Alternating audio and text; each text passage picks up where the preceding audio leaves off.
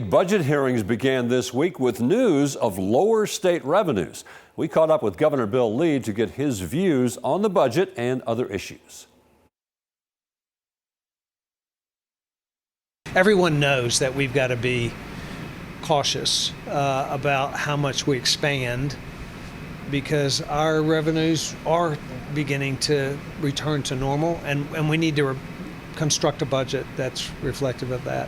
We just have to be very responsible, and in the same way a business doesn't get beyond its ability to pay for things, the government shouldn't either. So we've seen that in these first few meetings. I suspect we'll see it in the rest of them, but we are coming back to a place of more normalcy.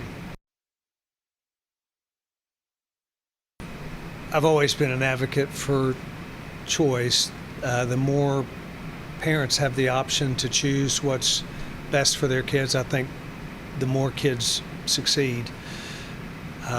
In 2019, I brought originally an education savings account plan that was for the entire state. It was whittled down through the legislative process to the spot where it included Shelby and Davidson, and then later included Hamilton, but I've always been open to that. In fact, proposed it my first term.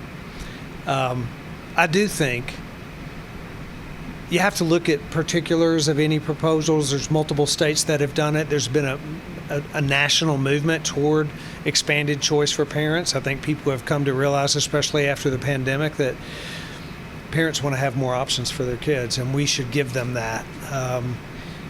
We also should recognize that the vast majority of our kids are going to be in a public school. We need to develop a plan that provides both major investments and improvements in our public school and choices for parents that have a desire for something other than a traditional public school for their kids. So I haven't looked at any particular proposals that lawmakers will be bringing, but I've always been open to that, to choice options. I mean, I've said all along there ought to be more clarity. I do feel like people just want to understand what writings should be released, which ones are not, why they are not released, some clarity about the decision making around it. Now, as you know, we have no authority in this case with regard to investigating, but I have believed that there should be clarity. I guess first statement would be how heartbreaking that is, and to that family, it's to think that might happen to your kid while they're in school in Nashville is heartbreaking. It's also feels unacceptable.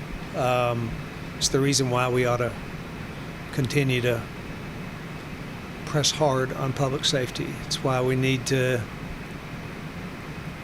consider legislation, as was done in the special session, but there were a lot of things that weren't considered that will be considered. There's been hundreds of millions of dollars invested in Violent Crime Intervention Grant Fund, mental health resources. There's a mental health component to this particular case. I don't know all the details of that case, but I do know that there's evidence of a mental health issue there. We have a serious issue in America with crime and mental health. We have to continue there are a lot of differing opinions about how we need to approach it, but we should not wait on agreement. We should move forward.